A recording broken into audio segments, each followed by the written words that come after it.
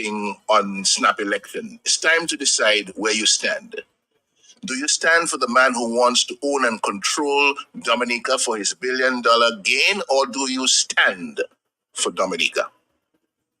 We see clearly now that the man who has refused to allow free and fair elections in Dominica for 16 years and 4 election cycles is no longer qualified to participate in elections that he insists on stealing with impunity. So here's the deal. He has stood resolutely against implementing the electoral reforms for free and fair elections that Dominica desperately needs in the interest of good, transparent, and accountable government of the people, by the people, for the people. So he has lost the legal and moral authority to call any snap election or any election at all. He must step aside and allow true leadership to emerge, leadership that will govern with integrity, fairness, and the welfare of the people in mind. No electoral reform for free and fair elections, no more Skerrit. Enough of his knee on our neck. We need to breathe, so he must leave. As soon as he calls the snap election, we the people, in the largest National Assembly in Dominican history, will let him know what time it is. Time to leave. Wow. Mr. Skerrit, time to leave. That's the message there from the president of the United Workers' Party. If the people don't get the election or the electoral reform that they have requested, Mr. Linton says it's time to leave.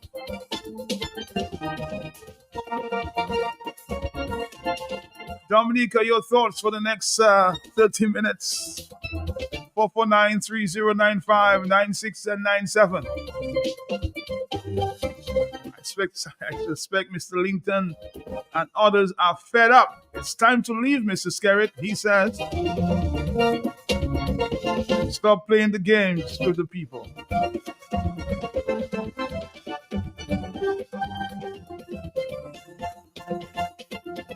Calling for the biggest protest this island has ever seen. Once Mr. Skerrit calls any election without reform. 122, hello, talk to me. We need to breathe, Skerrit. Time to leave.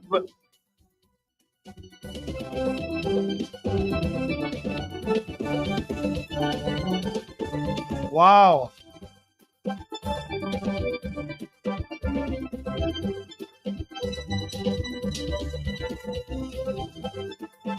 Again, numbers are 449-3095, 449-3096, and 449-3097. You heard Mr. Linton?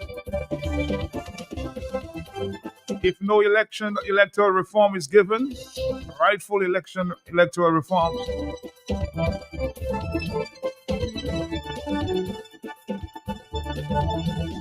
enough is enough. 123, hello, talk to me, yes?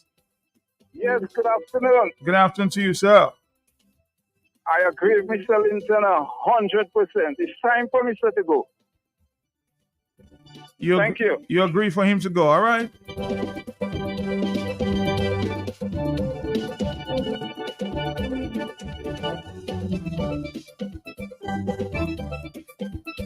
The afternoon time is 1:23, 48 seconds.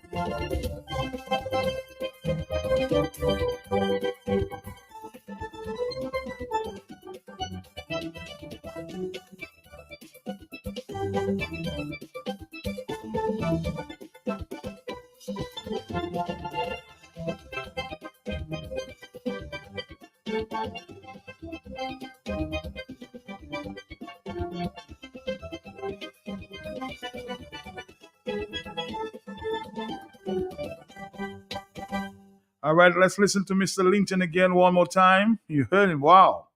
I haven't heard him in a long time like this. Let's take a phone call. If Mr. Skerrit doesn't abide and give the people what they want, it's time for him to leave, according to Mr. Len Linton. Hello, talk to me. Yes. Matt, good afternoon. Good afternoon to you, sir. Matt, I'm calling on the organizations in Dominica, including Matt, the chief or the commissioner of police, Matt Peltier, collectively with DAIC and his other organizations, Matt, to have a meeting with Mr. My God in heaven. Look, I even forgot his name. Mr. Linton? Mr. Skerritt. Mr. Skerritt. Matt, have a meeting with him and ask him to avoid any kind of situation in Dominica which would cost maybe the lives of Dominica Peltier. And the commissioner of police, but the chief of police, what they call him, Peltier. He has to play a great part in that matter, Peltier. Because I've spoken with a policeman there and he told me that, with the new recruits coming in now, they are handpicked, seemingly, Peltier, that when Roosevelt creates this anarchy in this country, that he will have guys to pull the trigger for him.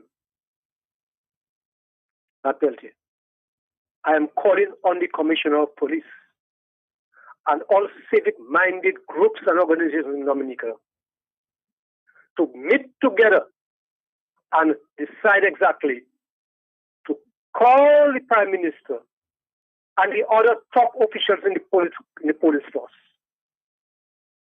to caution them accordingly, Peltier. Because Skerritt has done too much in Dominica already. That is too much provocation. The height of provocation that this guy has done in this country is too much for little Dominica now. We cannot afford to have that, Mr. Skerritt. Do you want to see blood on the street, Mr. Skerritt? Is that what you're provoking, Mr. Skerritt? Is that what you're provoking? To see blood on the streets of Dominica, Mr. Skerritt? Thank you, man. Thank you. We're going to take a break. I know the telephones will be going crazy this afternoon here, but of course, we have another sub coming up. Today is a mental health day, okay? We're going to come back after this. Right in the heart of Rosal to make things even easier for you to get all the best products we have in stock. Blue Box Rosal on the corner of Hanover Street and Dewey Lane, next to Richard Wholesale, the same block as Western Union. Blue Box Rosal, a farmer's favorite place. New location, same great products for all your planting needs. We're open Monday to Friday, 8 a.m. to 6 p.m. Saturdays, 8 a.m. to 3 p.m. Call us at 235-3483. Bloom Box, your one-stop shop for everything that grows. Let's bloom together.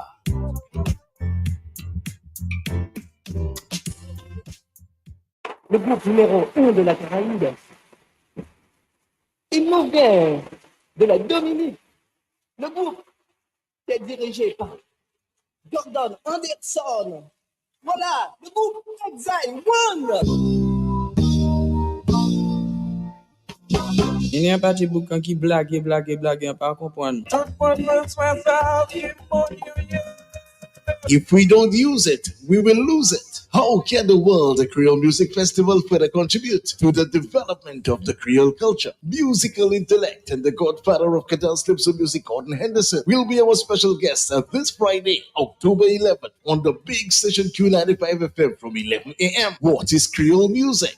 What was the initial vision behind the World Creole Music Festival? Have we forgotten about the importance of traditional Creole genres and focus more on the trending top 40? Are we losing the Creole language as a result of lack of regular use and daily communication?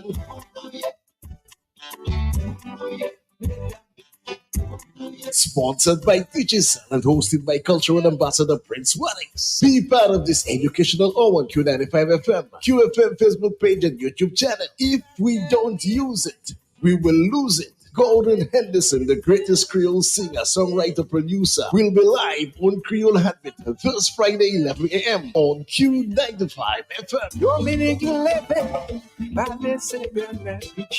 If we don't use it, we will lose it. Creole Habit, connecting Dominica to its history. Creole Habit, a front row seat into the culture of Dominica. Let's go! Let's go! Dominicans, enjoy your property, protect your property, You homeowner and businessman, protect your property, insure your property. Can't wait for the hurricane, can't wait till you flood again, can't wait till your roof fly out and all your business coming out. Remember, no insurance company will insure your property when a storm is approaching. Get ahead of the hurricane season and insure with a company who gives you the assurance of payment for your valid claim. Come speak with us today at the New India Assurance Company Limited, upstairs AC Shillingford and Company Limited, 24 King George Street, Roseau. Bring along an up-to-date valuation from a qualified engineer and get insured today. Dominica, are you even asking yourself what does all this talk about another snap election in December really mean? Whose country is this? Does Dominica belong to the people of Dominica, or does Dominica belong to Roosevelt Skerrit so he can do whatever he wants with the people of Dominica for his personal gain? We need to make up our minds. Skerrit's intention to call a snap election in December 2024 without ensuring electoral reform is a blatant disregard for democratic principles and an insult to the people of Dominica. You must understand that this is coming barely 2 years after the snap election of 2022, which itself was called 2 years before the full 5-year term had ended. That was the fourth straight election Skerrit called since his 2008 commitment to protect his re-election legacy by preventing the Electoral Commission from putting in place electoral reforms for free and fair elections. This behavior demonstrates a dangerous and authoritarian pattern where Skerrit acts as though Dominica is his personal domain. He manipulates elections, blatantly violates the will of the people to perpetuate his dictatorial rule. In November 2022, it is my intention to stay on for another 2.5 years. Skerrit himself stated that he was preparing to leave office in April 2025 after overseeing a smooth transition to a new leader within his party and government. You have given me a mandate that constitutionally allows me to remain in office as your Prime Minister until April 2025. I do not intend to go beyond that date. I have run my race and I intend to finish the course. That is why I am calling for a national reset. Now he has shamelessly abandoned that assurance to the people. He wants to go on forever, showing clearly that his plan for a national reset was just an act of trickery and deception to get rid of Reginald Austrie, Ian Douglas and company, and surround himself with a bunch of yes boys and yes girls incapable of challenging his corrupt, incompetent governance. His actions are a clear attempt to use stolen elections to maintain indefinite control of Dominica while Dominicans suffer under his self-serving leadership. Dominica is not Roosevelt Skerrit's personal property. Yet, Skerrit's regime continues to deny the people their right to a transparent democratic process, opting instead for rushed, manipulated, fraudulent elections. His repeated disregard for democratic norms threatens to push the country further into economic and social decline, while he and his close circle benefit from the system that they have corrupted. Dominica deserves a leader who respects the voices of the people of Dominica and upholds the integrity of our democratic systems and freedoms. Calling another snap election in 2024 without addressing the critical need for electoral reform is an affront to democracy and an undeniable abuse of power that disqualifies Skerrit as a fit and proper person for leadership responsibility in Dominica. So, people, I'm saying to you, this is crunch time. Serious business. Not time to be backing and forthing on snap election. It's time to decide where you stand. Do you stand for the man who wants to own and control Dominica for his billion-dollar gain, or do you stand for Dominica? We see clearly now that the man who has refused to allow free and fair elections in Dominica for 16 years and 4 election cycles is no longer qualified to participate in elections that he insists on stealing with impunity. So here's the deal. He has stood resolutely against implementing the electoral reforms for free and fair elections that Dominica desperately needs in the interest of good, transparent, and accountable government of the people, by the people, for the people. So he has lost the legal and moral authority to call any snap election or any election at all. He must step aside and allow true leadership to emerge, leadership that will govern with integrity, fairness, and the welfare of the people in mind. No electoral reform for free and fair elections, no more Skerrit. Enough of his knee on our neck. We need to breathe, so he must leave. As soon as he calls the snap election, we the people, in the largest National Assembly in Dominican history, will let him know what time it is. Time to leave. Wow. Let's take a few other calls here. We have to stop coming up, but I'm sure that discussion will continue. On the telephone, good afternoon to you.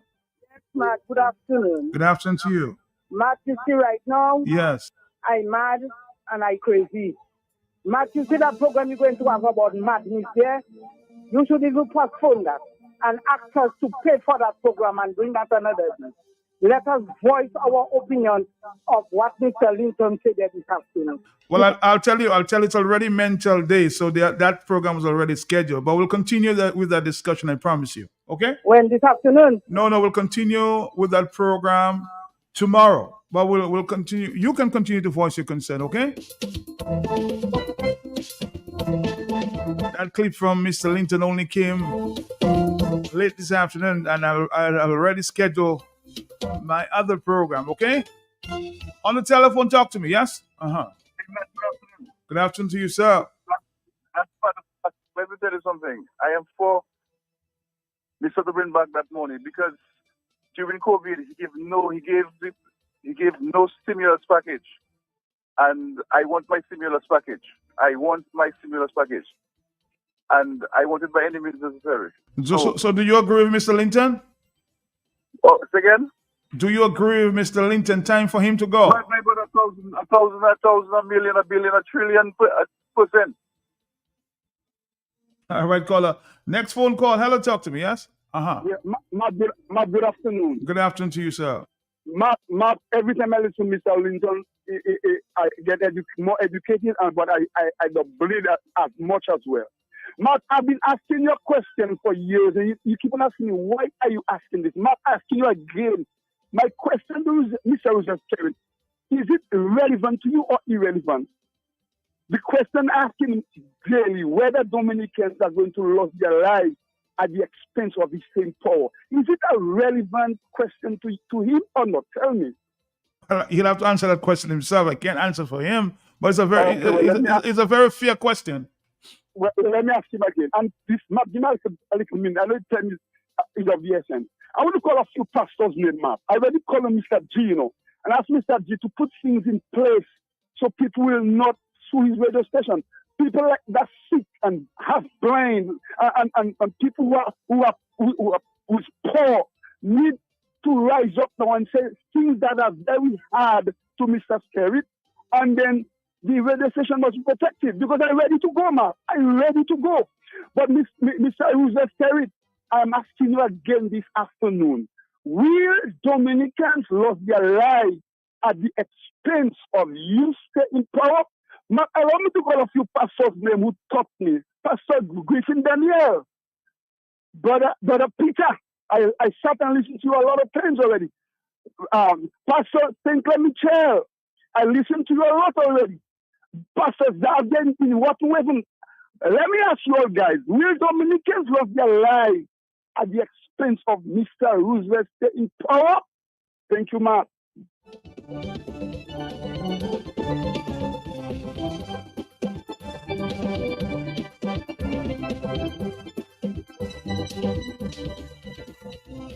$139.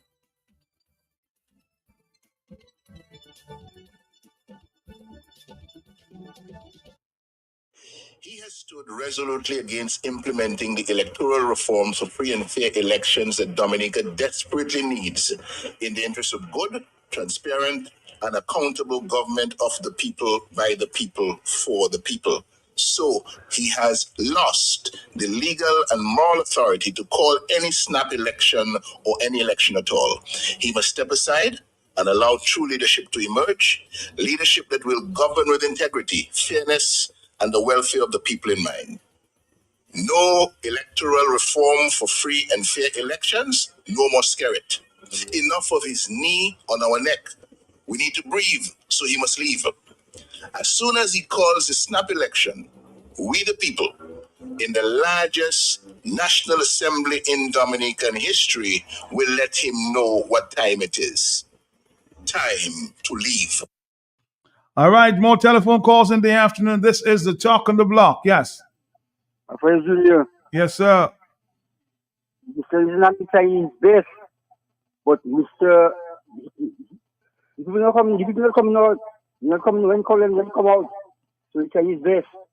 So thank you very much. All right, thank you very much. Hello, talk to me. Will you be there? Hello, stop pointing at others. Will you be there if it comes to that? Hello, talk to me. Yes, Yes, I'll be there. you'll be Good there. afternoon, ma'am. Good afternoon to you. Yes. Today, I am very satisfied with the statement by Mr. Linton. I think Dominicans have to resort to militancy if they don't want to understand. And most what I ask for, again, I've said it already.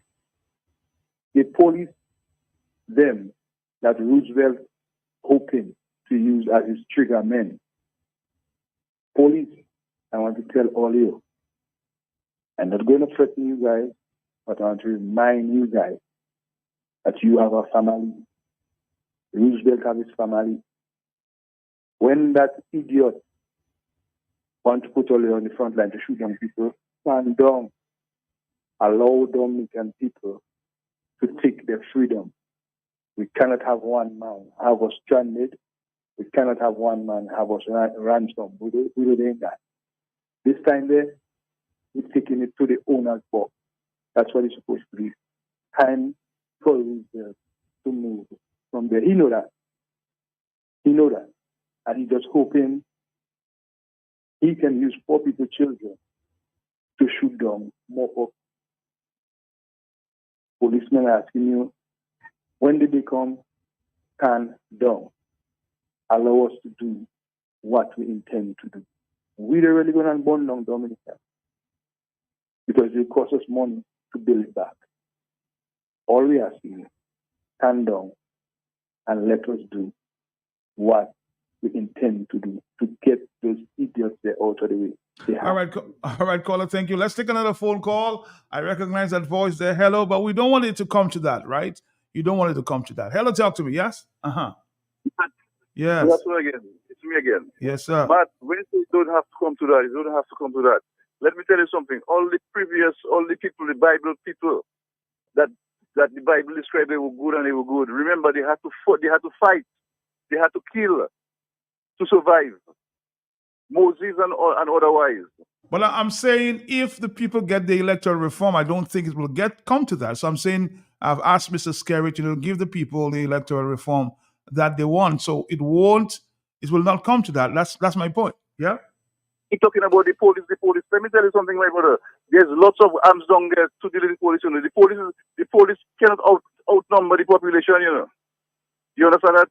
A few of us may die, but a few of them will die too as well. You understand that? They have to keep their ass in court. They have to keep themselves in check. All right, my brother. 144. And I'm not the one who encourage violence. 449-3095. But it seems the people are very frustrated at this time. You heard the president of the United Workers' Party. If the prime minister does not give the people what they want or calls a snap election, then he will see the biggest protest ever. That's what I'm getting there. 449-3095, 96 and 97. I don't think he called for violence. He's just saying people will stand up. Hello, talk to me on the telephone. Are you there? 449.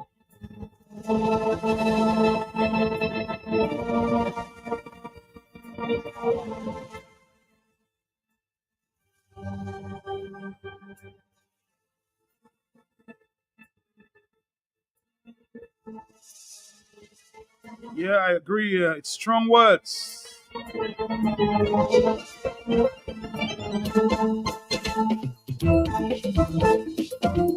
Good afternoon, Dominica. Good afternoon to you. I've not seen my guests just yet, so we'll continue to talk until they get here.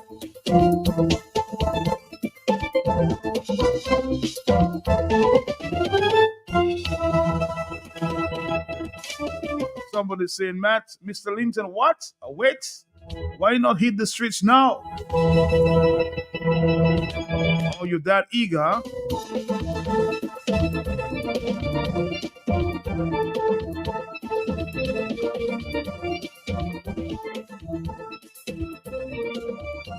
Somebody's quoting, saying the quote of the day, to bring about change, you must not be afraid to take the first step. We will fail when we fail to try. Quote there from Rosa Parks, huh? We will fail when we fail to try.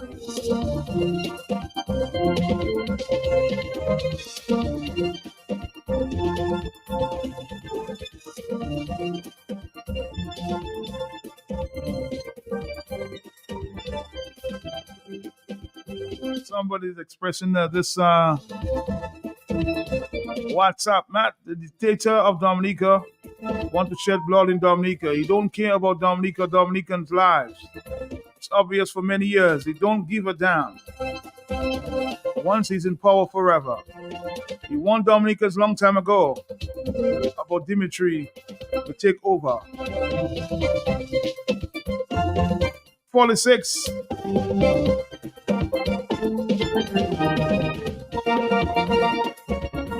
A strong message there from Mr. Linton this afternoon there. Listen again. He has stood resolutely against implementing the electoral reforms for free and fair elections that Dominica desperately needs in the interest of good, transparent, and accountable government of the people, by the people, for the people. So he has lost the legal and moral authority to call any snap election or any election at all. He must step aside and allow true leadership to emerge, leadership that will govern with integrity, fairness, and the welfare of the people in mind. No electoral reform for free and fair elections, no more Skerrit. Enough of his knee on our neck. We need to breathe, so he must leave. As soon as he calls the snap election, we the people, in the largest National Assembly in Dominican history, will let him know what time it is. Time to leave. All right, Dominic, it's 1:48 in the afternoon, 1:48. We have a few more minutes. We'll keep taking your phone calls, and I see a few voice notes coming in.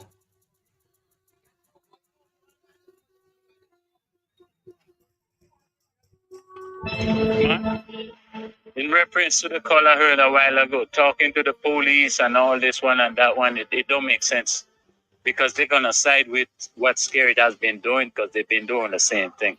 Going along with the program and have the people change their mind. The people need to take their mission on their own hands and do what they got to do. Thank you.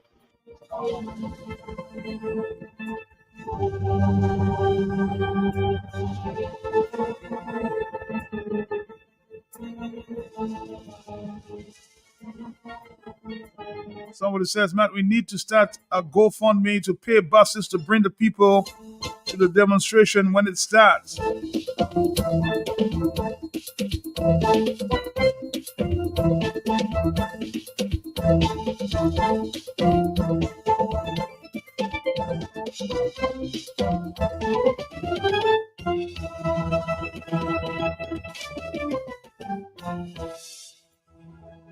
On the telephone, hello, good afternoon to you.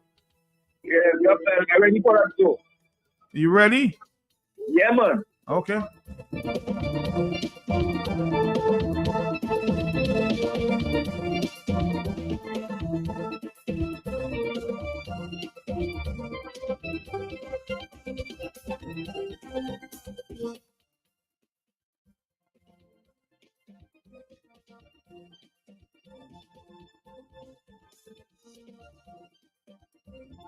I really don't want to hear about this pulling trigger nonsense.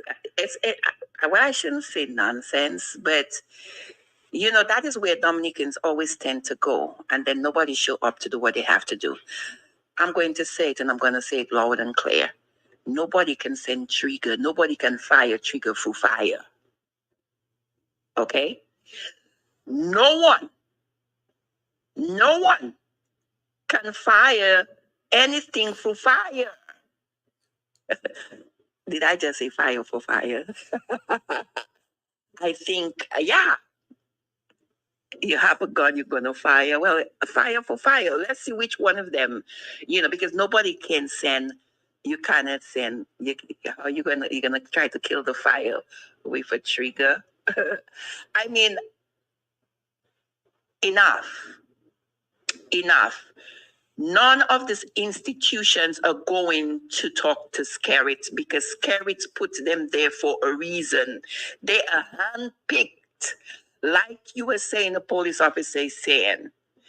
That's how autocrats operate. They put the people in place to do their nonsense, to do their bidding, to be able to prepare to kill on their behalf. This is what they do, and then they butter their hands and they give them promotions. Okay? If you are going to look for commissioner to call a meeting with Roosevelt Skerrit, this is just going back. This is just looking in your rearview mirror. Dominicans had enough. Dominicans had enough of this nonsense. And all along, Roosevelt Skerrit is just playing the people over and over and over again. And I don't care.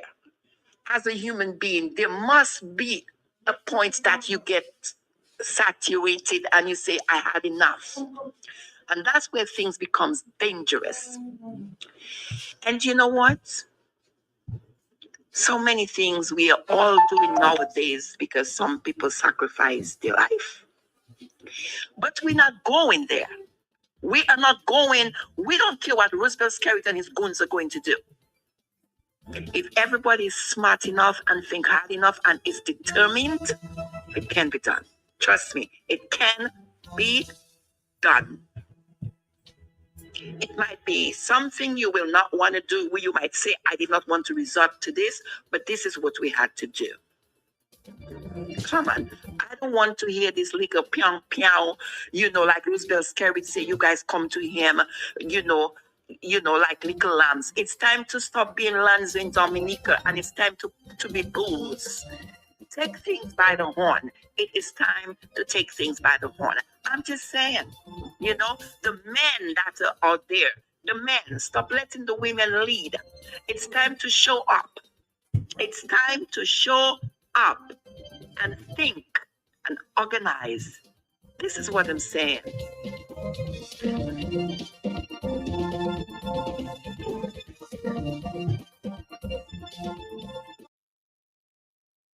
He has stood resolutely against implementing the electoral reforms for free and fair elections that Dominica desperately needs in the interest of good, transparent, and accountable government of the people, by the people, for the people. So he has lost the legal and moral authority to call any snap election or any election at all. He must step aside and allow true leadership to emerge, leadership that will govern with integrity, fairness, and the welfare of the people in mind. No electoral reform for free and fair elections, no more Skerrit. Enough of his knee on our neck. We need to breathe, so he must leave. As soon as he calls the snap election, we the people, in the largest National Assembly in Dominican history, will let him know what time it is. Time to leave. All right. Hello. Talk to me on the telephone. Good afternoon to you. Yes. Matt, Roosevelt Skerrit is a very lonely man, Matt. All his people are abandoning him, Matt. That is why he have to just surround himself, as Lennox indicated, with a set of yes men and people like kleptophiles, Matt. Those people that like to thief things from supermarket when they go into the supermarket. That's what he surrounded himself with, Matt. Matt, can you imagine? Not even Sam the Ram, has come to the defense and a case is filed against the CBI. In times past, some would set up another side, set up another side program to come and defend Skerrit. Not even calling, what's his name, Dr. Colin McIntyre Lavabo. It's come to the defense to talk about anything about case file, Matt. Nobody coming to Skerrit defense, Matt. Skerrit is alone. The set of people he surrounds himself with, Matt, the incompetent bunch, Matt. They cannot come out, they haven't got the intellectual capacity to even try to defend him, Matt. You heard Matthew Walters, Matt, you didn't see this one article where Matthew is trying to expose things. Because, Matt, I even suspect Matthew Walters group because he Skerrit give Matthew a couple of $100,000. Matthew will go back into silence. So, Skerrit, if you want Matthew to come off your back, just give him a little money because I suspect he books. Because when man can sell their family for you, just is not anything else that he wouldn't sell for you. Well, Brian, I want to ask you the question there, fundamental in point. You heard Mr. Linton and his plea as it relates to Mr. Skerrit, and he calling snap elections and what will happen. Do you support that call? Yes? Matt, don't you think it's a wonderful call, Matt? Yes, sir, Matt. Talk to me, man. That is a very wonderful call, Matt. And that call, Matt, that will start right in Marigot. That assembly you're talking about, Matt, that will start in Marigot. Check? Because Skerrit is a bad man. You understand? Skerrit is bad. Everybody's afraid Skerrit is bad and so on. You know what I'm saying? So Skerrit going to call snap election. And then in Marigot, people going to respond to the snap election. Check? So they will send up Corbett to Marigot to try to pin Ned and Valerie and so on, because Valerie and Corbett don't understand what is happening, you know. When you have police officers that are supposed to be protecting the country, arresting corrupt government ministers, asking them for money and so on, you have them teaming up with them, forming gang with them, GG and all of those kind of corrupt police officers. You must expect Checo to make a song telling us how police weak and too much corruption in police. Not me that saying that. You check their own police. So that is a very good call from Mr. Linton. All right, I'll tell you what. We have to go because we have a stop. I announced earlier, today is World Mental Health Day, okay? We'll continue with that discussion because my telephones are just going crazy here. But of course, mental health is a very important subject we all are concerned about and should be concerned about. Before I introduce my team, I'm going to play a message from the consultant psychiatrist as it relates to the day we are observing today. Dr. Wallace, listen. As we commemorate World Mental Health Day 2024, we shine a spotlight What's going on here? Let's see. on this year's crucial theme. Oh, something's going on with my telephone. So let's try to fix that up and continue. Let's see that. Let's take a quick break. We'll come right back. Dominica, stick around. Bloombox brings you our new branch right in the heart of Roseau to make things even easier for you to get all the best products we have in stock. Bloombox Roseau on the corner of Hanover Street and Drury Lane, next to Richard Wholesale, the same block as Western Union. Bloombox Roseau, a farmer's favorite place. New location, same great products for all your planting needs. We're open Monday to Friday, 8 a.m. to 6 p.m. Saturdays, 8 a.m. to 3 p.m. Call us at 235-3483. Bloombox, your one-stop shop for everything that grows. Let's bloom together. All right, as I said, we're playing a message there from Dr. Wallace, a consultant psychiatrist. Today, October 10th, as we commemorate World Mental Health Day 2024, we shine a spotlight on this year's crucial theme. It's time to prioritize mental health in the workplace. As mental health challenges continue to rise globally, especially in professional environments, this day serves as a call to action for all of us to include organizations, employers, and employees alike to foster healthier and more supportive workspaces. In a fast-paced world where productivity and success come at the cost of personal well-being, mental health is frequently overlooked. Studies have shown that a significant percentage of employees experience stress, anxiety, and burnout due to work pressures, leaving many of them feeling unsupported by their organizations. This trend is unsustainable, not only for individual health, but also for overall productivity and corporate culture. Mental well-being, therefore, must be seen as a priority and not a luxury. Additionally, the global workforce has witnessed significant changes over the past few years with remote work, hybrid models, and increasing technological demands. All these add new layers of stress. So, as we continue to adapt to these changes, mental health in the workplace has never been more important. Creating a supportive environment is not just the right thing to do, it also enhances creativity, productivity, and employee retention. Employers are in a unique position to create spaces where mental health is prioritized. This can be achieved through mental health policies that provide support for employees, such as counseling services, flexible working hours, mental health days, training and awareness, and encouraging open conversations. Employees too are encouraged to take active steps towards maintaining their mental health. For example, they can seek support, set boundaries, and make time for self-care, as these are all essential strategies for balancing work and personal life. So, looking ahead, as we observe World Mental Health Day, let us make a collective commitment to transforming our workplaces into environments where mental well-being is valued as much as professional success. Together, we can break that stigma that surrounds mental health and create workplaces that are healthier, more compassionate, and more productive for everyone.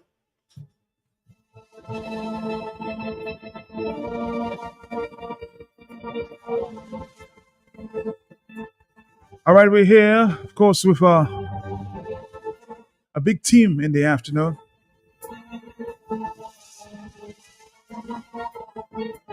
From our psych unit. And you just heard there from Nadia Wallace, consultant psychiatrist. Let me allow the team with me this afternoon to introduce themselves. Should I start with the ladies? Okay, lady. Lady. Okay, so good afternoon. My name is Dr. Kieran Newton, and I'm a medical officer stationed at the acute psychiatric unit. Good afternoon. My name is Julia Charles Jules, and I'm one of the ward managers at the acute psychiatric unit. All right. Good afternoon, all. I'm Dave Loda, psychiatrist, social worker. All right, here we go. Let's break it down so the people on the ground can understand. World Mental Health Day. What is this? Mm-hmm. Okay, so today's a very important day for us, World Mental Health Day. Okay. Every year, countries around the world, we join in solidarity with each other, and we come together basically to raise awareness on the various issues affecting people, communities, globally. So one of the topics chosen, or the main topic chosen for this year's campaign, is it is time to prioritize mental health in the workplace. Now, coming from the statement you just made, or the theme you just, are we prioritizing mental health in Dominica? Do you think it's happening as we speak? I believe so. I think so. And of course, there's room for improvement, but we have made significant strides. We have had the occasion where nurses were given training in mental health nursing. We have had the integration of mental health services into our primary healthcare system.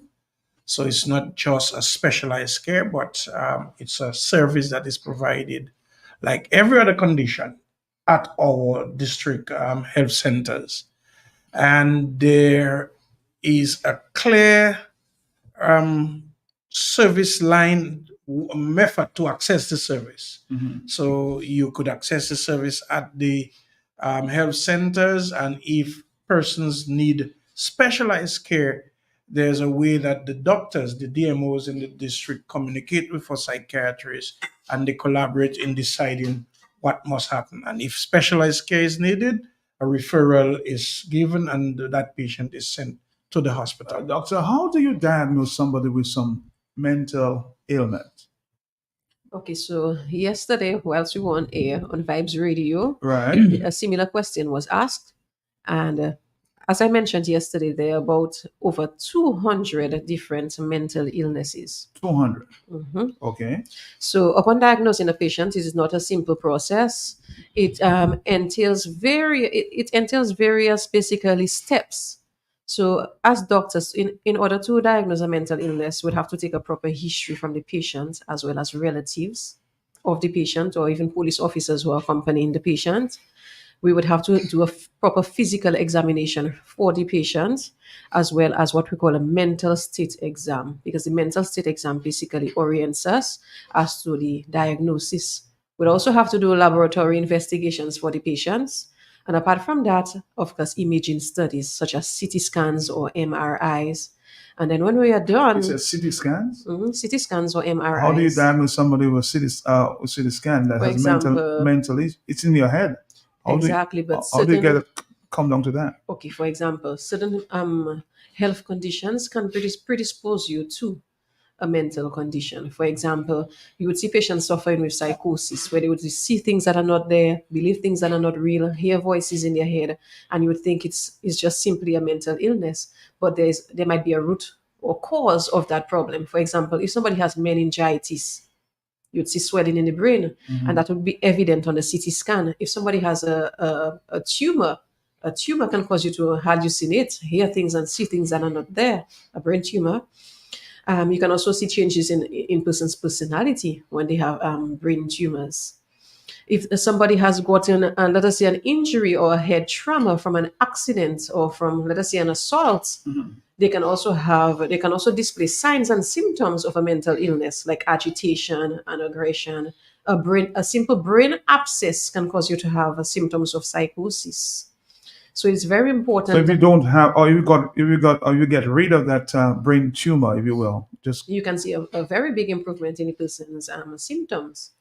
okay. So diagnosing a patient with mental illness is a very, I would say, complicated process. But at the end of the day, it just comes down to being able to interpret all of the information that you have gathered on the patient, interpret that information, put it together, and be able to come up with a reasonable diagnosis. How long will it take you to get that diagnosis? How A long? week, 2 weeks, 3 weeks, a No, month? no. Well, when the patients come to us and we have done all that we have to do, then we simply sit and we basically analyze the information and we come up with a diagnosis. And as time goes by and we keep on doing more investigations, we can say, okay, you know what, this patient has this additional diagnosis, or they have probably a comorbid condition or two conditions that exist together that is responsible for the patient's symptoms. All right, Des, good afternoon to you. How are you Good doing? afternoon, I'm fine, thanks. I've seen you many times. You look like you're very comfortable in the job. A challenge? Something that I enjoy, something that I love. It's a passion. It is. Yes, it is. Why is it so much passion? To see, my greatest passion is to see a patient who comes into the unit who has lost touch of reality, and that person has realized that they have improved. And I remember I had a patient who said that he was ill for 20 years, and he knew himself. He only knew himself when he recovered. He said, "Boy, I miss my old self 20 years back," and he never thought that he would have come back to the person that he was 20 years back. So he was ill for a very long time, not realizing that it was mental illness and he could have been managed all the time. So there are people out there, right? Mental patients who are afraid to come forward. Why is that so? Because it's taboo out there. If you have a mental illness, people think you're quote unquote mad. Farms are a fool. You hear it all the time. So why are people afraid to come forward? Because I suppose the stigma and the discrimination that are leveled at persons with mental illness. Stigma is the perception that we have of people with a mental illness. This discrimination is our behavior towards them. Because for a lot of people, they still see You say mental. discrimination, is that still happening as we speak? Of course it does. Yeah. We have so many persons who come, they're working, they come, they're admitted, and they're scared to death to submit their medical leave form to the employer. Why do you think so? You're serious? Yeah, it is because they think that if they submit that form, they're admitted at a psychiatric unit, that they will get fired. You have that all the time. You know? So stigma and discrimination is something real. And that is why we turn our attention to prioritizing mental health in the workplace in particular. Because patients or individuals, employees, employers, everybody must understand that we are all subject to being mentally ill. We are all at risk. And when it is not about denying and ignoring it, but it's about accepting the reality of it and taking action. The quicker you accept the reality, the better for you. Exactly. Exactly. And that goes for the employer and that goes for the employee. So persons who think that they can dismiss persons from work because they suffer from mental illness, well, wait. Our turn can come. All of us. So we all must work together to support each other and to seek the help for each other to ensure that the environment of work enables us to remain well. Anybody can answer this question. How much of a challenge you're having now to come to speak with employers out there about patients who may be mentally challenged? I can tell you that we are getting success. There are certain companies that we call the HR manager, and we explain to them what is happening. And in most cases, they show a lot of understanding, and they will ensure that that individual, once they return to wellness, can get back to the job. So we have more of that happening. Also, we see more often now that companies are inviting the psychiatrist and her team to come in to talk about issues of mental health and wellness to the staff. You know? Let's see if we can take a phone call. I want this program to be very interactive. Hello, on the telephone. Are you there? Yes, I am there. Okay. Matt, big program, big program, and I want to give the gentleman congratulations, for being on Q95 biggest station for teaching people about mental health. So it goes as, sir, I don't know you as knowing you physically, but you are a short, stumpy man wearing a little glasses with you that really there. I've spoke to you and you have seen me coming up to mental health, checking 1 to partners of mine. Matt, sometimes mental health starts at your home. At your home, right on your doorstep, under your bed, on top of your bed. Why did I'm going to break record today? I'm going to break record today. Why did you think I came up with the lying mothers and runaway fathers? It's because that I passed through it and it put them where mental health is put them where. But I was so technical, praise God, that it gives me help and strength to understand the circumstances of life and mental health. I used to use it like it's a friend of mine that have a problem, and he always telling me that. Like, I come into other people, not other people. Some giving you good advice, and some giving you bad advice. That is Dominican. Never want to give you the good structure. You understand? But then I start to build the elderly, people that know about it. And I start to be stronger and stronger. And I want some of my friends on the street today to listen to me, because some of you all want to come and tell me, go back and talk to who and do and what I do is, what I explain in the circumstances of what you are always afraid to do about. Because why? I have no regret into what I say, and everything I say is the whole truth and nothing but the truth. So let's go into the conclusion. Mental health begins at your home. It depends on how you get treated by the heads of your family. It depends on if your father is there, if your father run away, that you as a little child should be physically fit and strong in mind, because you won't be able to handle it. So it sends you to be a drug man, a gay man, a volley, or whatever you be. But as long as you give it to God, and every day you give it to Him and ask Him to help you, guide you, protect you, so you can going that way, you're going to defeat mental health. But All right, let's take another caller there on the telephone. Yes. Good morning. Good afternoon to you. Yes. Yes. Mhm. Good afternoon, Matthias PLC. How are you, sir? How are you? Living 1 second at a time, my brother. And good afternoon to you guys, especially Miss Wallace, Dr. Wallace. Dr. Wallace is not in the house, but the other professionals are here. Go ahead. Okay, all right, the professionals. I do believe in temporary insanity. Okay, but I would like to know at what stage in one's life, in one's in somebody's mental illness, that you just give up and say there's no turning back for that person. And if there is a stage, at what stage? If you understand what I'm trying to say. When you give up on that individual, mental health? When you give up and say there's no turning back, you just treat the person and say, okay, I just give you the treatment, but there's no turning back. And I as they rightly said a while ago, there are people that I'm returned to the normal being. But what I'm trying to say, at what stage, at what point, or is there a point where you just give up and say that person will never come back to normalcy? In other words, I get the question, when do you diagnose this person as a chronic mental patient? No, doctor.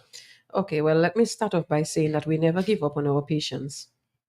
Doesn't matter what the situation is, we never give up. However, so you have seen patients, to answer your question, you can continue. You have seen patients who have been sick, say, for 10, 15 years, and then you see a turnaround?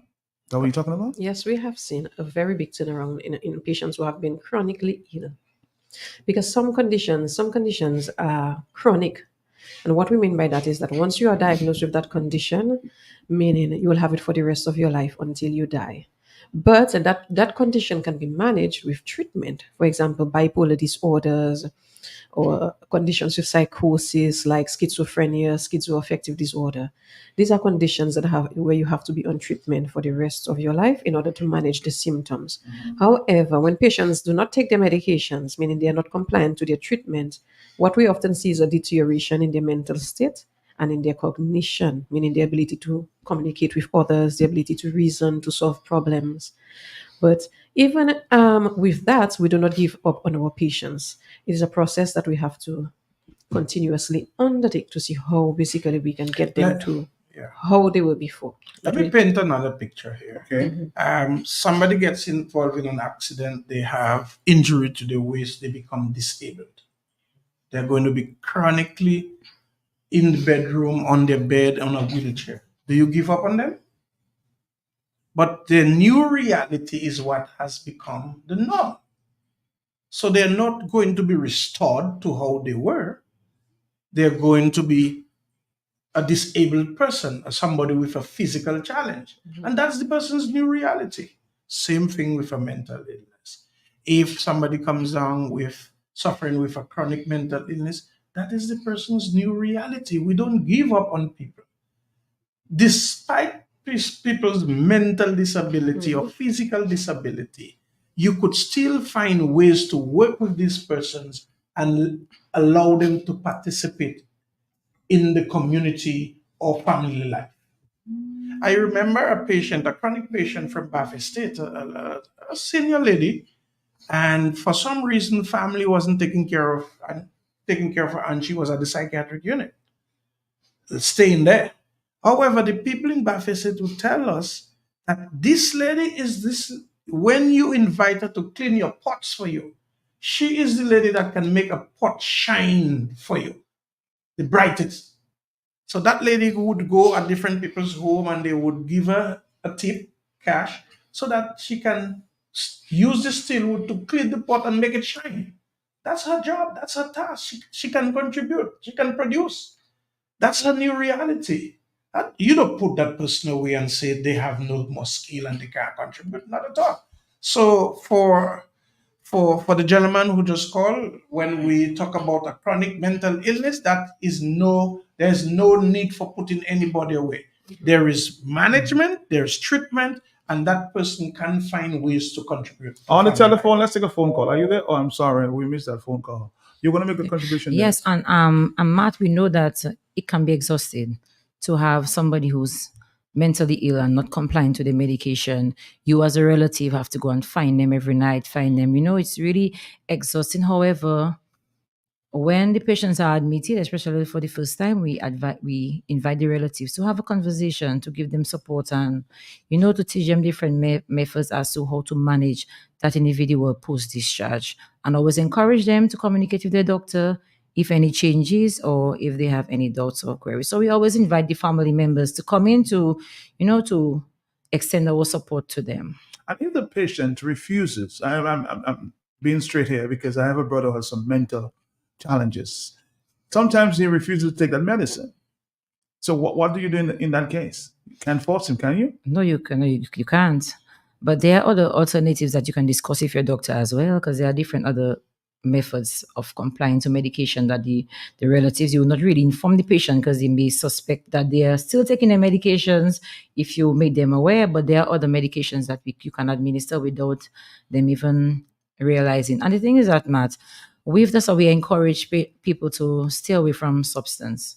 Because the thing with brain cells, when they begin to destroy, so that's why you see now a lot of paros on the streets, and there's no significant improvement in their mental state. Because when they continue to abuse that substance, they begin to deteriorate in their mental health. And there's so much that the medication can do at that time. Imagine you have, and approximately, I'm not sure how much, but okay, at least 1,000 brain cells, and you have 500 destroyed. You can imagine how you're going to behave. Your processing of things is going to deteriorate. So that's why we're encouraging people to take care of their mental health. Let's see if we can take another phone call. Are you there? Yes? Good afternoon, Matt. Good afternoon to you. And good afternoon to your guests. Good afternoon. Matt, one of the first things, in my opinion, on mental illness is understanding. To try and understand the patient. First, as we say, somebody forming a fool or acting differently to how they normally act, all over the place. First thing we say, they're crazy, okay? And then we go to the police. The police comes, picks them up, rough them up. I've already seen that. Cuff them. Of course, you've got to handcuff them for their own safety. But really, just sometimes even hit them with the staff, or just throw them in the back of the van. And that, again, in my opinion, is ignorance, because I don't think you should send any ordinary police for a mental ill patient. You should have somebody there, a nurse or a doctor. But let's assume wherever it is, you're unable to send a nurse or a doctor who understand the patient. I think the police, there should be one or two police officers in that district, in that police station, that understand. Because sometimes you go to the people, you just need to treat them with kindness. Because remember, the ill person, as far as they're concerned, they're not ill. It's you're the one that's ill, and you're not understanding them. Now you've got to treat them with kindness. You got to, get them wrong. Even with the medication, sometimes you say, "Oh, take the medication, blah blah blah blah." Take the medication, you rough them up. No, you got to be kind with them, and the public also, because a lot of those people, they can be handled at home if their parents or their family members understand them. Even in the community, I think the community needs to learn more about illness. Even you see somebody acting, funny on the road, you just, and most people do that, ignore them. It's a stigma. You shun them off because they're crazy. And so now, if you just be kind to them, speak to them nicely. Sometimes they're going to say, "Oh, but if you understand them," and I'm saying most probably we should have more of those programs like you're having in your studio today. Very good program. Maybe have that, every 2 or 3 months in the community where the public and maybe family members of a mental ill person can come and understand the people. Try so that you treat them with kindness and really not to have them in an institution sometimes they get worse there because, they might not be there. So then you have a schizo person and a bipolar person, two different understanding, right? So if you don't know the difference, a lot of us don't know the difference. A lot of people don't know the difference. But those two people, although you've got to treat them as, with their medication, but their understanding, and for you to understand them is different. I am saying that we need more knowledge in the community. The family needs a lot of knowledge because all those people cannot be treated all the time at the hospital. They need to be at home. Sometimes they can be treated at home, which will help the institution to be able to treat somebody else. That's worse. In a nutshell, what I'm trying to say is that a lot of those ill treatment to those people is because they don't understand. And this is a very good program, but I think we should have some of that, occasionally in the community, so that the community learns a bit better. A little more often, but I think the point I think I'm getting from him is education, because we have a problem with police officers coming to get this specific client and has to be violent because you want to bring that patient in. Do you have that kind of training for these officers or whoever accompanies? Because normally when you take a patient down, the family member has to be there, and you encourage that because the police officer doesn't want to touch that person if they go in alone. Are you providing that kind of training for the police officer? Yeah. So that training does not exist. In the past, we have had sessions with the police officers, discussion on the best ways to approach. I think there is need for more of that kind of collaboration. I think that in the curriculum that deals with police training, there should be an aspect of how the police officers deal with. Well, we're talking right now, and there's a training going on as we speak. 60 police officers are being trained. I think that has to form part of the curriculum for police officers. I believe so, but we can only talk about it and advocate that those things happen. Matt, can I say something? I noticed that we're taking a general twist to the discussion. Can I pull it back to where we want it to be? We are really here looking at what we prioritize mental health in the workplace. And just as one of the callers mentioned, there can be risk factors at the home. We want to emphasize risk factors that exist in the workplace that can either promote mental health or bring in stigma. Factors like what? So we're talking about psychosocial factors, and I can list some of them. I can list some of the psychosocial factors that exist in the workplace. Things like heavy workload, right? Things like the high work pace that is expected, high time pressures, continual and short deadlines, the understaffing that exists in some places, the long or unsocial work hours. And people like you can be associated with that. If I ask you what percentage of your time is spent at the workplace versus your home, there's more time. More time at the workplace. Generally, we spend 60% at the workplace than and 40% at our homes. All right? But for some people, it's even more. People like personalities like you. But sometimes you have to carry it home. Exactly. Things like work, shift working, inflexible hours at work, unsafe equipment and resources, poor physical working conditions like the poor lighting, the excessive noise, the poor ergonomics. You understand?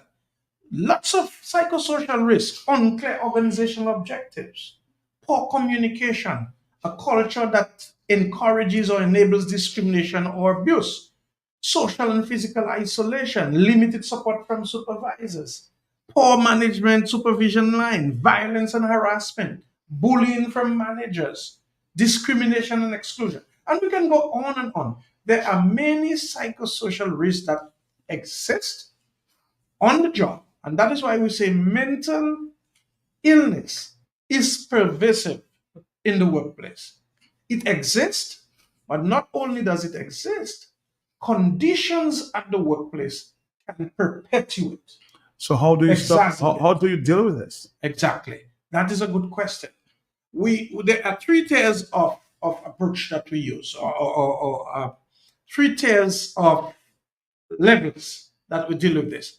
We have the intervention from government, intervention from employers, and intervention from organization. When I say organization, I mean workers' representative. And let me just speak to the issue of government. I believe that government has an important role to play in ensuring that there are policies in place, there are frameworks and guidelines in place to ensure that in our occupational health and safety measures that the mental wellness is included, is integrated into that. All right. But not only do we have the policies, there must be regulation. All right.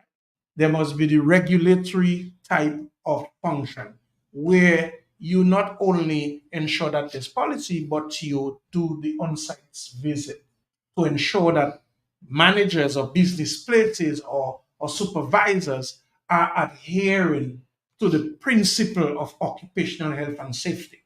Okay? Because if you leave it to employers, they will find shortcuts. A lot of these things will take time, it will take effort, it will take resources. But you have to do it because it's in the best interest of the workers. Yes, you might have policies, but then you may have deadlines as well. But of course, yes. And there are ways to deal with deadlines. Deadlines, it's not just handed on you, but you have to find out the person that you're giving this deadline. Are there other factors that can determine how soon that person can provide do that task? There are other things that you have to consider. And so whatever you are doing in the workplace, whether it be policy or enforcing it or regulating it, the worker must be included. That is why we say there must be open communication. Yes. It is an open discussion. It is not a handing down of things on the worker, but the worker must feel part of what is happening to them on the job. But sometimes I've dealt with workers like that. You know, they feel pressured. They need to meet a deadline, and they say, well, if I don't meet that deadline, my boss, my supervisor might write me a letter, might correct me. How do you go around this? It's simple, Matt. Tell me. Anytime an employer comes up makes a decision in the workplace, he has to involve his. Has to be employees. teamwork. It has to be a teamwork because you want to make sure that your workers are happy and they are comfortable. Because once the worker is not comfortable, they're going to be under a lot of stress. And of course, with stress comes a lot of conditions: anxiety, depression, burnout, and the worker stops functioning. And what happens? They cannot meet the deadline at all. So you have to make sure that your employee is always part of the decision-making process at the workplace. Let's take a few phone calls. I suspect some people may be interested in that particular issue. Are you there, caller? Yes, I am there, Mr. Matt. Good Yes. afternoon to you and your guest. Good afternoon. I have a question.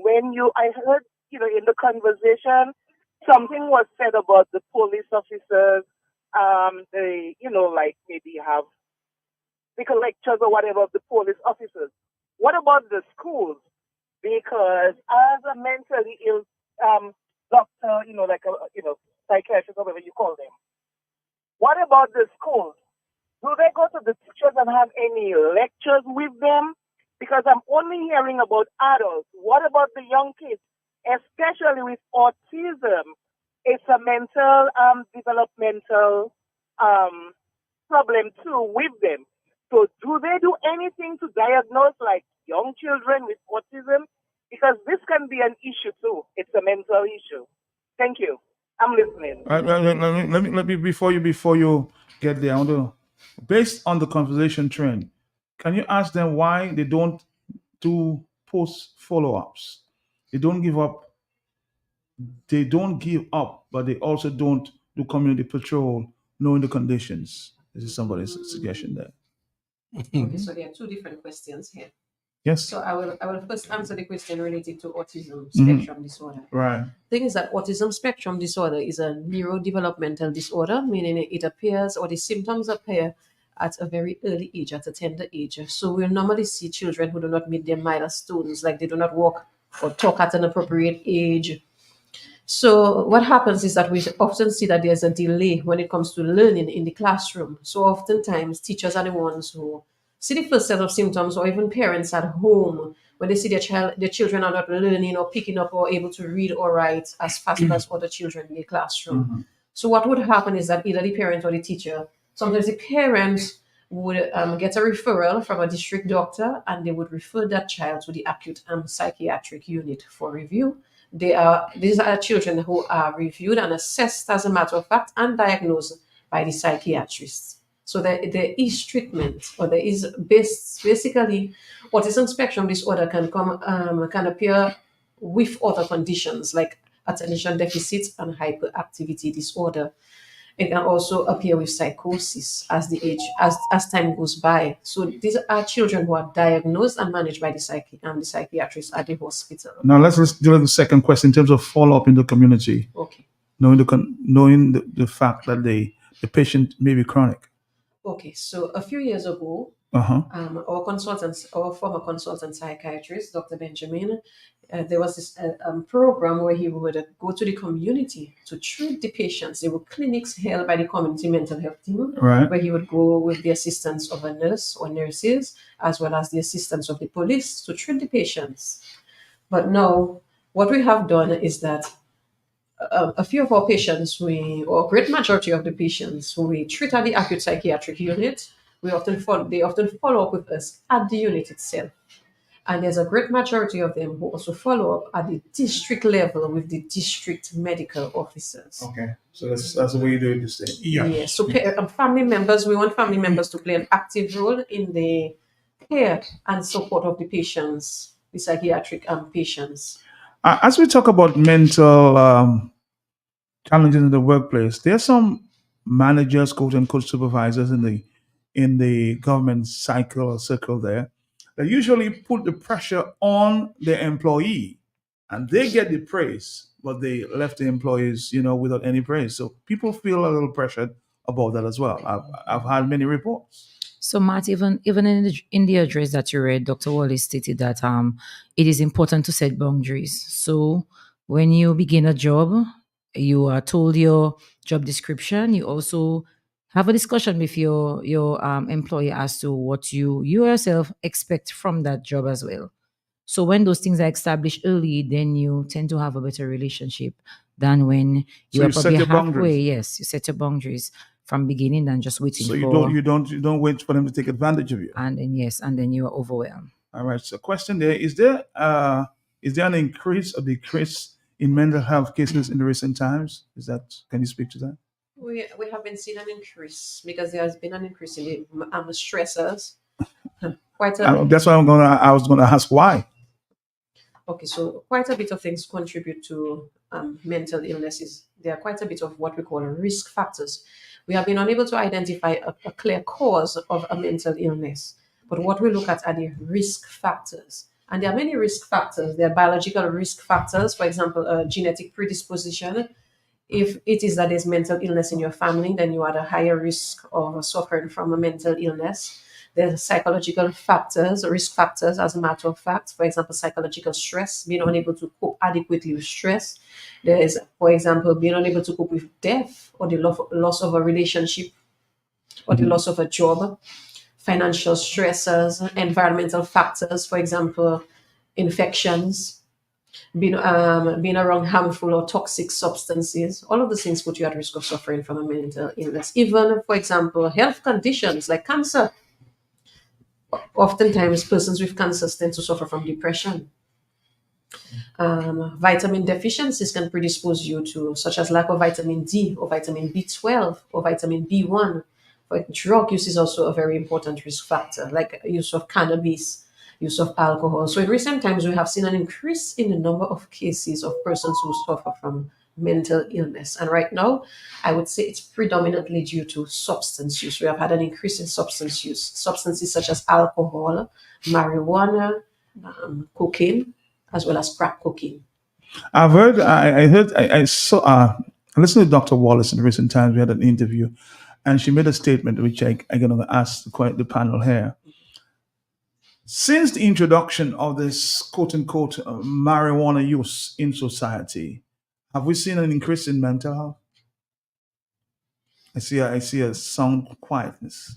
Well, I would say that as a student of public health, we don't get into talking about increase of anything if there is not an authentic research to back it up. So we could say anecdotal information, just by observation, we believe that there's an increase, but there's no research to back it. And So when you, there's you, no you, research, you need to research this before. but of course, health is science, and the science has to be research information. So we may think we see there's an increase, but we cannot factually state that there is an increase. We can say by an anecdotal observation, we see an increase, but there's no scientific proof. All right. We'll come back to another question. Are you there, caller? Yes? Yes, Matt. Matt, I'm sorry for calling back. I had another question, but Call. I got a call and it cut the call off. Sorry. Okay. No, my question is, do you use different methods? Like, let me rephrase my question. Do you use counseling as a means of treatment? Because I from Maho, right? And growing up, you'd find some people that have a mental disturbance, and they would take them. You'd hear people say, "We just taking it to Dr. Tide," and when they go up to the medical center or wherever in a hospital, they would come back walking like a robot because they give them an injection, and without even trying to find out what's going on in the person, what's bothering you. Do you have an issue? Sometimes it might just be a minor issue that somebody have and they just cannot deal with it, or they don't know how to deal with it. And they just rush and just give the person an injection and just probably just spoil the person. So what I want to know is, do you use counseling, and how effective it is if you do use counseling? Thank you very much, Matt. Thank you for calling there. I'm sure the doctors and the professionals here can answer the. I don't see myself. I don't see patients walking like they used to in the days of Dr. Tide. So maybe they use a different medicine. Huh? Doctor, speak to that. Yes, wow. So there are different modalities of treatment. Okay.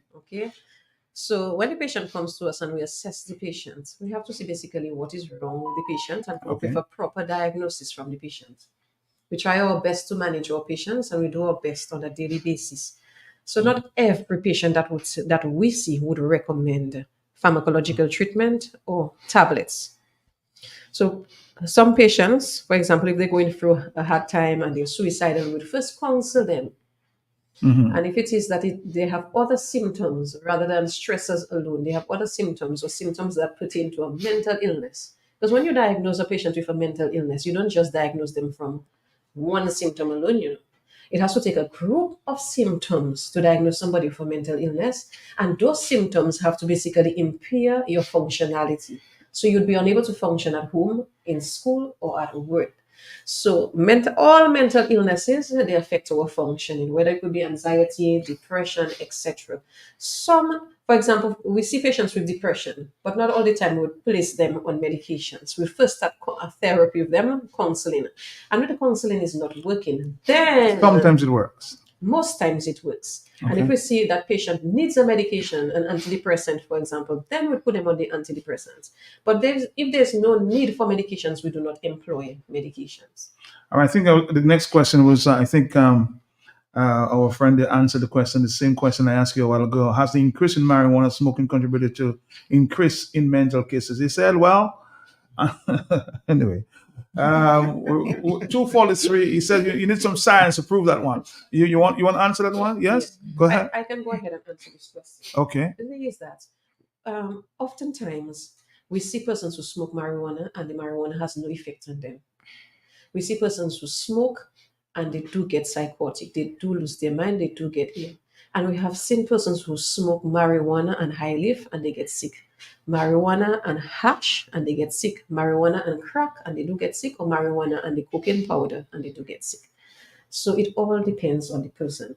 Some persons even use cocaine and they do not get sick. So it all depends sometimes on the genetic predisposition. All right. Let's take another phone call. Yes. Are you there, caller? Good afternoon to you. Hi, good afternoon. Hi. Pleasant day to everyone on panel. Yeah. I just want to say I think it's an amazing program that you're having on today. And I just want to add my little, like they say, 2 cents to it. And I think after the pandemic, there are many more people who were diagnosed, and as a doctor would tell you, with mental illness or with many other varieties of being stress-related, or even at the schools with the youth.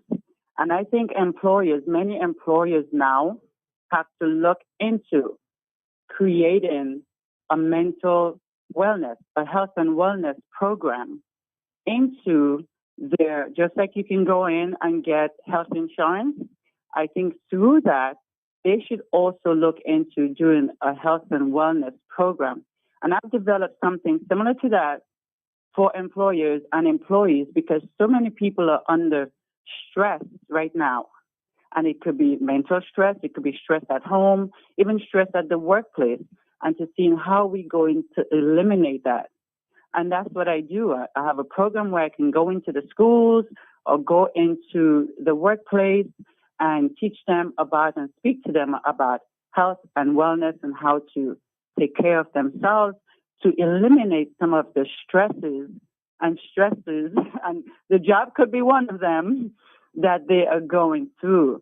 So I think that's a great program that you're having today as to the mental health and wellness, because so many people, and it has nothing to do with your status, it has nothing to do with your race, that are dealing with mental illness. And sometimes the mental illness comes from a lot of stress. So I just want to say thank you. I'm listening. I think it's a great program. And you can look me up if you're interested in implementing something like that for your workplace to kind of see the benefits that it will have for your employers and for the employees. Well, you first have to identify yourself so they can make contact with you. Yes?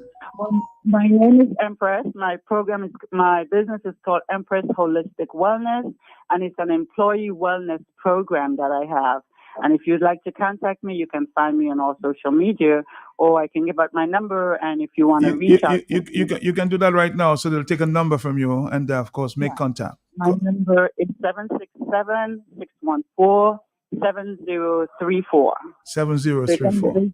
Yes. I'm sure they'll follow up with you. But thank you for your contribution. Thank you. Thank you. Let's take another phone call. Yes, so time is almost up here. 13 minutes to go. Hello, talk to me. Yes. Hello, Matt. Good afternoon. Good afternoon. Yes. Mr. Loda, good afternoon. I heard Mr. Loda talk about they go to some private places and they do a little things there. But I now we are talking about mental illness in the workplace. Now I'm wondering if the department, Mr. Loda, you'll have any program where you can go, for example, in the public service, educate the juniors, those in the center, and even the top. Because why I'm saying that, I myself work in the public service. And the workplace, there's a lot of stress, right? Now, for example, if I have a chair that's broken, I need a proper chair. You're telling me you don't have money to buy the chair. You understand what I'm saying? True. You don't have the money to buy the chair for me, but it has the money to buy the chair for a senior officer. You understand what I'm talking about? I understand. When is my time to get my promotion? You give my promotion to somebody else. All that is stress and I have to work. Now, even the people, when you're saying those that will speak for you, and I'm talking to myself, as I work in the public service, sometimes the worker has nowhere to turn. The people you expect to say, well, yes, give Jack, that promotion is for Jack. They give it to Peter. That's a stress. Your fan not working. You need a proper fan. No money. Don't have money to buy the fan for me, but it have to buy for somebody else. Those things cause stress to a worker. So I am saying the education have to start way at the top and come down. Top, center, and so I'm wondering, Mr. Loda, if you could have a program, especially for the service. I'm talking for the public service, You could say, well, I'm seeing the government. You have that authority to talk for the public service? Yeah, but you could take, that is just my suggestion, like to take it by ministries, That is I think it's a great suggestion. I totally agree with you. It's a great suggestion. It is something that the heads of department should should consider to use the staff of the psychiatric unit, their services, to have sessions where you could educate workers in work relationship, work dynamics, and how to manage the stresses that are coming at them at the workplace. Let me tell you, there's some private sector organizations that are making use of the psychiatrists. Perhaps they have the money, they pay the psychiatrists in a private capacity to come in and have sessions with the workers, and the workers do benefit. So the public service can think of that and see how well they can have that kind of service. And Matt, apart, I like the approach. Yeah, I'll give you a chance. I like the approach when managers talk with the employees instead of talking down to them. Yeah, that's a big problem. That is it. Yeah. Yes. And part of our campaign for this year, we organize a Zoom presentation for HRs in different business places, also the healthcare workers as well. So that was incorporated part of our campaign for this year. So a lot more education is going to take place. Yes, absolutely. So if somebody, private organization listening to you guys at this time, wants some discussion within their workplace, can they just call the unit and ask for that? Yeah, they do call the psychiatrist. They do. And the psychiatrist schedule herself to go in the business places. Very often I accompany her, and we do great sessions at these business places. Yeah. Very important. 449-3095-9697. Let's take another phone call. Are you there? Uh-oh, we missed that call. Another call. Telephones are going crazy here. Hi, talk to me. Uh-oh. Take your time. Are you there? Mr. I'm here. I'm there listening, and it's a little interesting. Blessings to the guest, Matt. Yes. I maybe I have a condition, but I seems to be in diagnostic, Matt. So I don't know if one of them doctors can diagnose me, and where should I come to get evaluated and all of that. Because it seems like huh? We don't do radio diagnosis. So you have to go in other words. You have to go in. Oh, they do not do radio diagnosis? No. Okay, I thought so you that accurate your scientific work. Just you talk about having to do with the term you use. If it is not scientific, it is what you talk about? It's not fact. It's not fact. It is not fact. And you cannot quote things that are not factual. No, but I am just saying your own experiences. Dominica is a small country, but I'm talking about a village. Yeah. I'm in a village. Mm-hmm. I'm old enough, 40, 50 years. I know 25, 30 years ago, we had only one man roaming the street. Right. And now I am 40 years. I seen we have about 25 young men mad on the road. What scientific evidence you just anecdotal? We talk about it's anecdotal, but anecdotal evidence can be backed up by science. Isn't that so? That's very. You're right, Blessings. I mean, what other science you need to determine that? What's up? I'm saying, what other science you need to determine that? To determine my experience? No, I'm saying you were talking about. You saw one man walking the streets. Now you see 40. So what other science you need? That's the point I'm making. That is what I am asking him. So when he says anecdotal, your personal experience, seeing what has happened in your community for over 30 years, it's anecdotal. It's not scientifically proven. But what other science I need when my experience can tell me? We had 20, 30 years ago, and now we have 7. So, I mean, most of the time we talk about science. What is science? So if my grandmother flying, she's a Sukui according to her partner. And when Batman flying, it's a Superman. Have a blessed day back. But we must understand that some individuals abuse substance, but some take it for leisure, others take it to cope. So they may have had a predisposing factor already, probably an anxiety, maybe a panic disorder, and trying to self-medicate and then would complicate things. So we can't really say that this substance really induced the psychosis, but there may have been an underlying condition already, and they're trying to self-medicate themselves. Yes. Okay, let's see if we can take another phone call here because we don't have so much time. 6 more minutes. Very interesting program. As I've invited Dr. Wallace to come here. You know, anytime you feel that we need to discuss something, feel free to come. Hello, talk to me, yeah? Yes, Matt. Good afternoon, and to your guest. Good afternoon to you, yes. Good afternoon. Yeah, Matt, these psychological things are very complicated. They're difficult to diagnose. They can be very broad spectrum, all that kind of stuff. But you know, that idea that a study needs to be done, that is often, I'm not saying this is the case, I'm just bringing it to the attention. That in a lot of times can be a smoke screen, because the only person who does the study is the person who wants to determine the outcome of the study. In other words, if I'm growing tobacco and I'm a tobacco manufacturer and I say, no studies have been done to show that tobacco causes cancer, you see?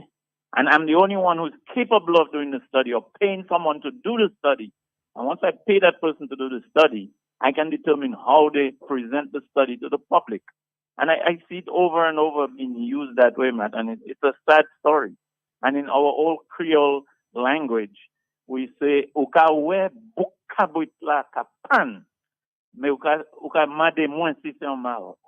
So sometimes things are so obvious, but yet that smoke screen of no studies have been done is used to further, you know, allow people to go on without realizing what they're doing. Can you say that again, because I was laughing? Can you say that again? What would kabut kisa? Book kabutla kapan, ukaway kapan. You're seeing it hanging. You're still asking me if it's a male. You know, you're seeing the ball, if I could use that word, of the goat hanging, but you're still asking if it's a male when it is very obvious. And that in the food industry, Matt, people in the modern world are eating bad food that may be even driving them into insanity. These foods are engineered. They force you to eat too much. You get hooked on these substances. Nobody delves into what they're really eating. And the whole world is going like that. And sensible people who want to get out of it have to put their foot down and say, no, I'm not going to eat this junk. It could make me crazy. It's not good for me. We have to put our foot down, the people who want to have a good life anyway. I agree. No, we don't have too much time, sir. But I really, with your quote there, you really made my afternoon there. Let's listen to that voice before you wrap it up. Yes. Good afternoon to your panel. Uh-huh. And I think this is a very interesting program you have going on this afternoon, Matt. But Matt, I want to direct my question to your panel. Ladies and gentlemen, I'm a Dominican living abroad. I visit Dominica on a regular basis. But in recent time, when I come to Dominica, I've seen some strange thing. I mean, I've seen an increase in mentally challenged young men and women roaming the streets of Dominica. Any idea? I mean, you all are not sidekick. I don't expect you all to know, but any idea as to what's the cause for men and young men and women just losing their mind? I mean, it's like they going like a ship without a sail. That's what we have happening on island. I mean, he's just basically asking the question: why is it we see more mentally challenged persons? I think the question was answered before. More mentally challenged persons that we have seen before. So many factors, many risk factors, biological factors, social factors, our dieting, our lifestyle, our family life. So many factors. How well we manage stress, And that's how what good we is our coping mechanisms. That's why I say we cannot pin it down to it's factually say it's A, B, or C. As he says, I remember his joke with the cowboy there. Yeah. So this is why we have a few tips as to how to prioritize mental health at the workplace. So we start with education. We know you must educate, try to know as much as you can on mental illness and how to stay well, finding out facts and not myths. Sometimes you move on myths.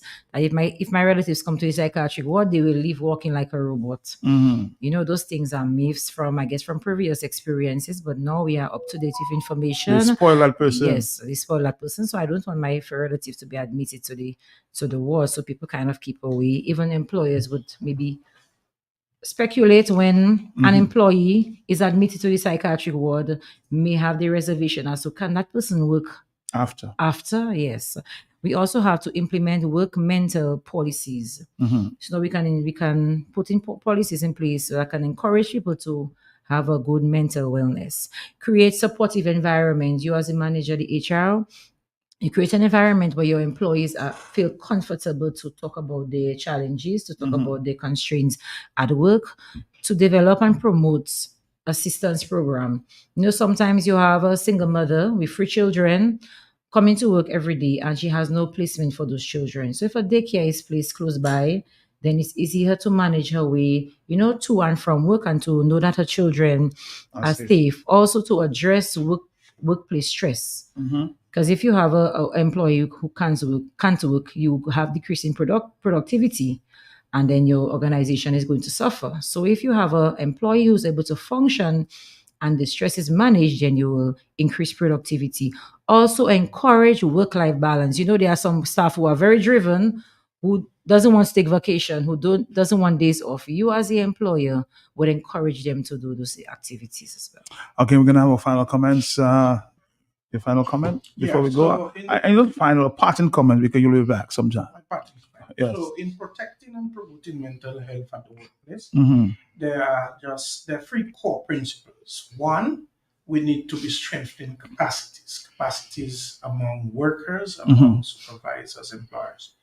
We need to build awareness as it relates to mental health. It is something that it exists in the workplace. There are risk factors, and be aware that those things can come at us, and if it's not managed properly, then can cause issues. And then the next principle, providing opportunities for recognizing and acting early on mental health conditions at work. So be aware of it, recognize it, and take action early. Thank you. Doc? So your parting comments? My parting comments. I hope I see you soon again, huh? My parting comments is that I'd like to encourage the employers to take part in our Zoom presentation, or HR as well, the human resource managers at different institutions here on Ireland. We are inviting them to take part in the Zoom presentation next week. Mr. Loda, you can enlighten us. Yeah, actually, the Dominica Association of Industry and Commerce, that group is collaborating with us. We're going to organize a Zoom presentation for the managers, HR managers, as well as supervisors.